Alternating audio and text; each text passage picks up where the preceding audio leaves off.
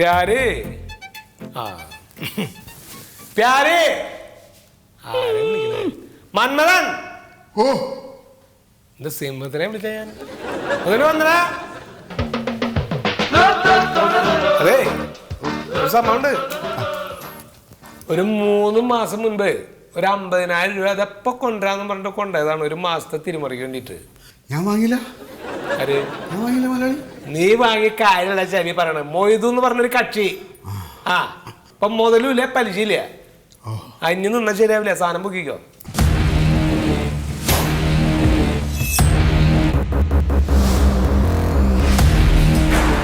Hello.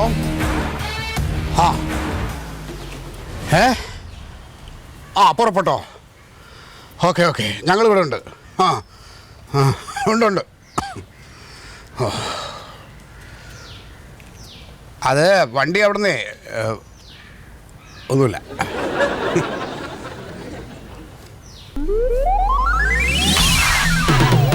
അങ്ങനെയൊന്നും കാണിക്കണ്ട, ഞാൻ പൊട്ടനല്ല, പറഞ്ഞാ കേക്ക.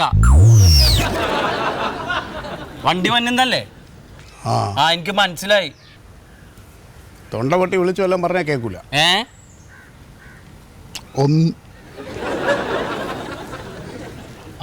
വന്നുണ്ട്.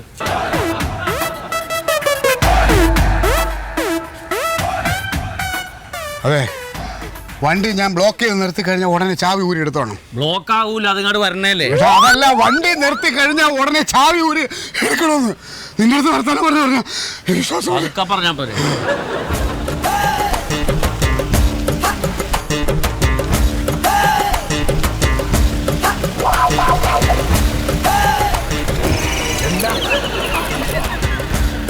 ഇറങ്ങി വാടോ.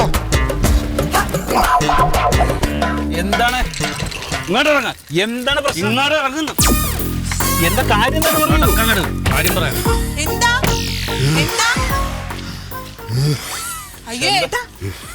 വലി വന്നു ആശുപത്രി കൊണ്ടുപോകാന്നാ. നമ്മൾ പോണ വഴി ആശുപത്രിയിൽ ഇറക്കാം. കേറിക്കോ.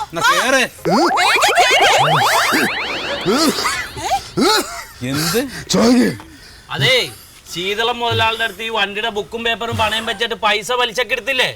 ആ കാശ് കൃത്യമായിട്ട് കൊടുക്കണം, അല്ലെങ്കിൽ ഞങ്ങൾ ഈ വണ്ടി കൊണ്ടുപോകുന്നു. ആര് പണയം വെച്ചു, എവിടെ പണയം വെച്ചു, എന്തൊക്കെയാ നിങ്ങൾ പറയണത് എനിക്ക് മനസ്സിലാവില്ല.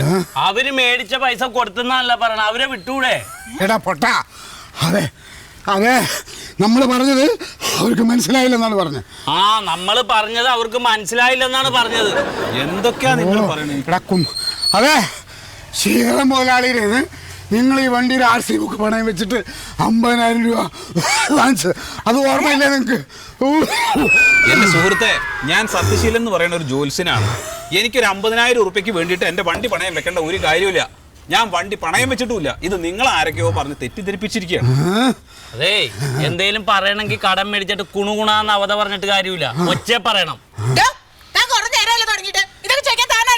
നിങ്ങളെ ശീതളം മുതലാളിയുടെ ഗുണ്ടകളാ? വണ്ടി ഞങ്ങൾ ഇന്ന് കൊണ്ടുപോകും. എന്നാ നിങ്ങൾ വണ്ടി കൊണ്ടുപോകും.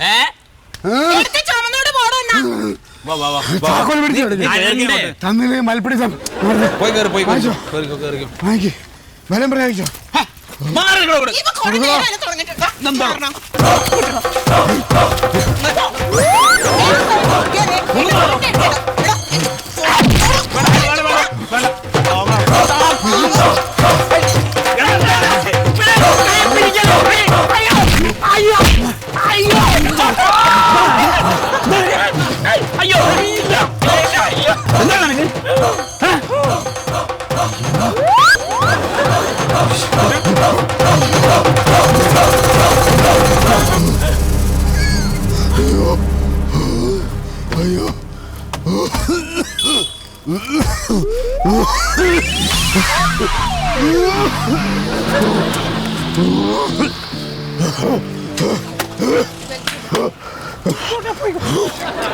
സാറേ, എൻ്റെ പേര് സത്യശീലൻ എന്നാണ്.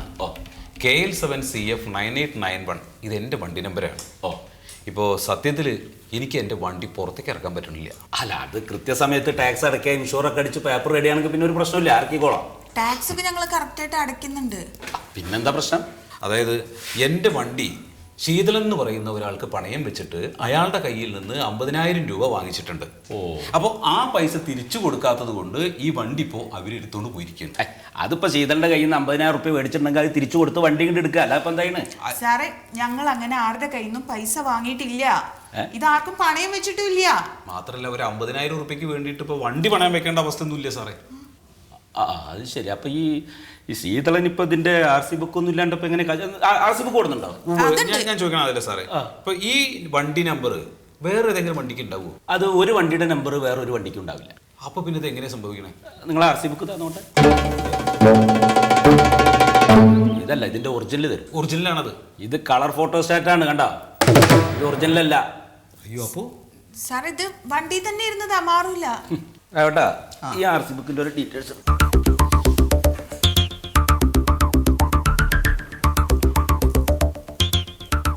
ആ, ഈ നമ്പറിലുള്ള വണ്ടി ഒരു മൊയ്തുവിന്റെ പേരില്ല. മൊയ്തുവിന്റെ പേര്? ആ, മൊയ്തുവിന്റെ പേരിൽ. ആരെയും മൊയ്തു? മൊയ്തു ഞങ്ങളുടെ വീടിന്റെ അടുത്തുള്ള. നിങ്ങൾ അയാൾക്ക് വണ്ടി വിറ്റാ? ഇല്ല സാറേ ആർക്കും ഞങ്ങൾ വണ്ടി വിറ്റിട്ടില്ല. പക്ഷെ ഇപ്പൊ വണ്ടിയുടെ RC ഓണർ മൊയ്തു ആണ്. അയാൾ അയാളുടെ വണ്ടി കൊടുത്തിട്ട് പലിശക്ക് പൈസ എടുത്തു. അതിനെന്ത് ചെയ്യാൻ പറ്റും? അതെങ്ങനെ സാറേ? ഞങ്ങൾ ആർക്കും വണ്ടി കൊടുത്തിട്ടില്ല. ആകെ ഒരു ദിവസം എങ്ങാണ്ട് വണ്ടി ഓടിക്കാൻ കൊടുത്തു. അല്ല, നിങ്ങൾ സൈലന്റിൽ ഒപ്പിട്ട് കൊടുക്കാണ്ട് ഒരിക്കലും ട്രാൻസാക്ഷൻ നടക്കില്ല. ഇല്ല, അങ്ങനെ ആൾക്ക് വണ്ടി വിറ്റിട്ടില്ല. നിങ്ങൾ ഒപ്പിട്ട് കൊടുത്തിട്ടേ ഇല്ല? ഇല്ലില്ല, ഒപ്പിട്ട് കൊടുത്തിട്ടില്ല. ഒപ്പിട്ടത് മറ്റേ എഗ്രിമെന്റിലാണ്. അതായത് ഏത് എഗ്രിമെന്റ്? ഒരു ദിവസത്തേക്ക് പുള്ളി വണ്ടി കൊണ്ടുപോവാണ്, വണ്ടിക്ക് എന്ത് സംഭവിച്ചാലും അദ്ദേഹം നോക്കിക്കോളാന്നും പറഞ്ഞൊരു എഗ്രിമെന്റ്. അതിൽ ഒപ്പിട്ട് കൊടുത്തു. അവിടെ ആ വണ്ടിയുടെ രജിസ്ട്രേഷന്റെ പേപ്പറുകളൊന്നും എടുത്തേ.